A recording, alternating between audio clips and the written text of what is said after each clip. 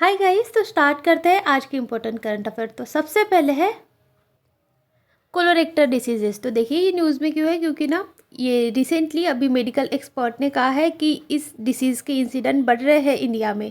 तो जानते हैं इसके बारे में। देखिए कोलोरेक्टर डिसीजेस क्या होते हैं। ये एक जनरल टर्म होती है जो कि यूज़ होती है जितने भी कोलोन और रेक्टम को अफेक्ट करने वाले डाइजेस्टिव डिसीज़ होती है, कंडीशन होते हैं उनको। उसमें आ सकता है इन्फ्लेमेशन यानी सूजन, इन्फेक्शन, फंक्शनल या फिर कैंसरस डिसीजेस। एग्जाम्पल के लिए देखिए कोलोन और रेक्टल का cancer, diverticulitis, inflammatory bowel disease, Crohn disease या फिर अल्सरेटिव कोलिटिस या फिर अमॉन्ग द अदर्स, ये सब कोलोरेक्टर डिसीज में ही आते हैं। सो देखिए ये होता है कोलॉन, ये होता है रेक्टम, और ये ना यहाँ चेक करने के लिए कोलोनोस्कोपी किया जाता है, यानी ऐसी एक नली रहती है, उसमें कैमरा फिट रहता है, वो यहाँ से डाला जाता है और फिर देखा जाता है कि सब ठीक है या नहीं। और ये सब ना फिर ऐसे टीवी में दिखता है। सो देखिए कोलोरेक्टर डिसीज़ के सिम्टम्स क्या होते हैं। पेट में पेन होना, वॉशरूम में ब्लड आना, डायरिया, कॉन्स्टिपेशन जो कभी जाता ही नहीं, रेक्टल और एनल पेन भी। प्रिवेंशन क्या होते हैं, डाइटरी चेंजेस, तीखा मत खाओ, मसाले वाला मत खाओ, हाई फाइबर वाली चीज़ें खाओ जैसे हो गए ग्रेन्स, फ्रूट्स, वेजिटेबल, और ना रेड मीट का कंजप्शन भी कम करना रहता है। लाइफस्टाइल मॉडिफिकेशन जैसे हो गए रेगुलर फिजिकल एक्टिविटी, हाइड्रेशन, ज़्यादा पानी पियो, स्मोकिंग और अल्कोहल को अवॉइड करो। और देखिए इसका स्क्रीनिंग डिटेक्शन कैसे होता है। कोलोनोस्कोपी जो भी 45 के नीचे इंडिविजुअल रहते हैं उनके लिए, या फिर ना ये एक फॉप टेस्ट होती है जिसे बोलते हैं फीकल ऑकल्ट ब्लड टेस्ट। ये होती है कि जो भी स्टूल रहता है, वॉशरूम रहती है, वहाँ ब्लड है कि नहीं वो चेक करते हैं। नेक्स्ट है हमारा माउंट इटना। तो देखिए न्यूज़ में क्यों है, क्योंकि ये फिर से एरप्ट हो गया। तो देखिए इसे ना इटना भी कहा जाता है, और ये ना इटालियन आइलैंड सिसिली में लोकेटेड है। सो देखिए ये यूनेस्को की वर्ल्ड हेरिटेज साइट भी है, और यूनाइटेड नेशन ने इसे डिज़ाइनेट किया है एज अ डिकेड वोल्केनो। ये है माउंट इटना जो कि इटली में है। नेक्स्ट है हमारा सिमलीपाल टाइगर रिजर्व। तो देखिए ये न्यूज़ में क्यों है, क्योंकि ना यहाँ जो माउस डियर है उसकी पोचिंग हो रही थी, यानी उसे इलीगली चोरी कर रहे थे इसकी। तो देखिए इसकी लोकेशन है उड़ीसा में, और यहाँ ना इम्पॉर्टेंट वाटरफॉल देखिए जोरांदा और पाहिर बनी, ये एक इम्पॉर्टेंट वाटरफॉल है सिमलीपाल टाइगर रिजर्व में। और देखिए ये आता है अंडर द प्रोजेक्ट टाइगर, इसलिए इसे डिज़ाइनेट किया गया है। देखिए ये वाइल्ड लाइफ सेंचुरी डिक्लेयर हुई थी 1979 में, और इसीलिए ही ना यूनेस्को ने इस नेशनल पार्क को ऐड किया था एज अ बायोस्फीयर रिजर्व 2009 में। सो देखिए ये जो सिमलीपाल टाइगर रिजर्व है ना, ये मयूरभंज एलिफेंट रिजर्व के अंदर में आता है, और यहाँ हाईएस्ट पीक है खैरीबिरू और मेघाशिनी। और यहाँ ना ऑर्किड यानी इस फ्लावर के 94 स्पीसीज भी पाए जाते हैं। और देखिए ये फ्लावर बहुत कॉस्टली आता है। नेक्स्ट है हमारा वाइट विंग डक। तो देखिए ये न्यूज़ में क्यों है। देखिए पहली बात तो ये स्टेट बर्ड है आसाम का, और ये रेयर है, और ये अभी ना देखा गया है दींग पटकाई नेशनल पार्क में, इसलिए ये न्यूज़ में है। तो देखिए इस वाइट विंग डक को ना वाइट विंग वुड डक भी कहा जाता है, जो कि रेयर, लार्ज और इंडेंजर स्पीसीज है डक की।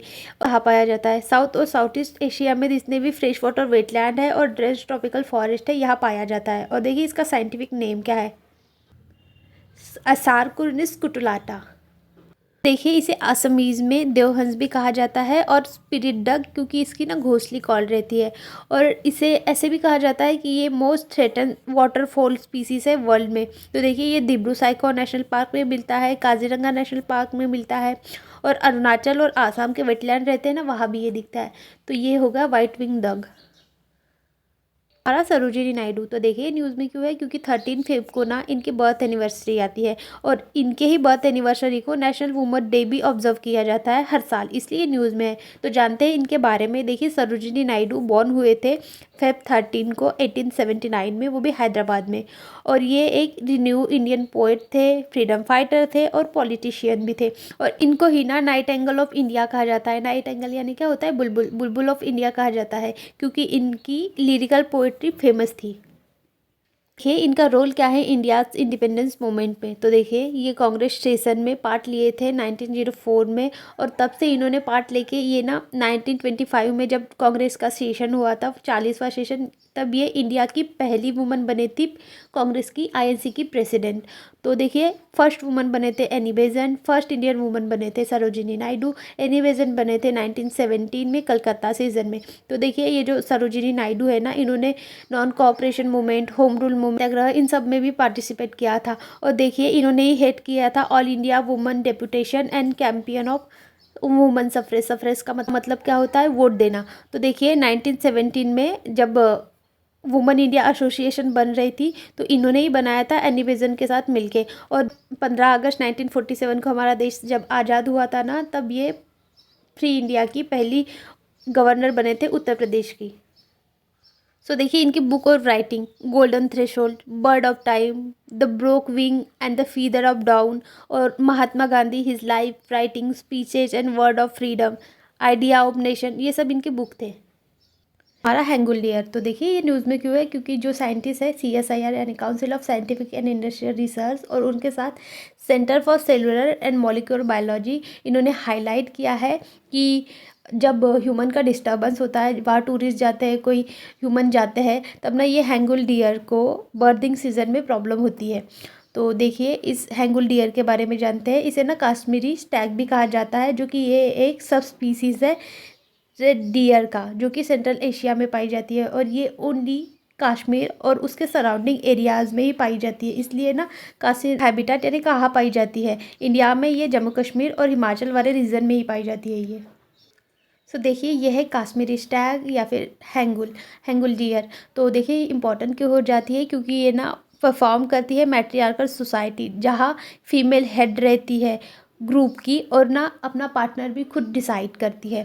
तो देखिए इनका ब्रीडिंग सीजन कब से कब तक रहता है? सितंबर टू अक्टूबर तक इनका ब्रीडिंग सीजन रहता है। और ये कैसे अपने ब्रीड को या पार्टनर को चूज़ करती है?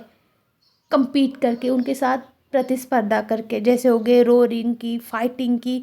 और ये जो एंटर रहते हैं ना, वो भी डिस्प्ले करना पड़ता है, वो भी दिखाना पड़ता है, तब वो कहीं अपने पार्टनर को चूज़ करती है। तो देखिए इसका IUCN का स्टेटस है क्रिटिकली इंडेंजर, और साइट के अपेंडिक्स 1 में है ये। So that's it guys, thank you so much for watching. Video अच्छा लगा होगा तो please like, share, subscribe and follow for more.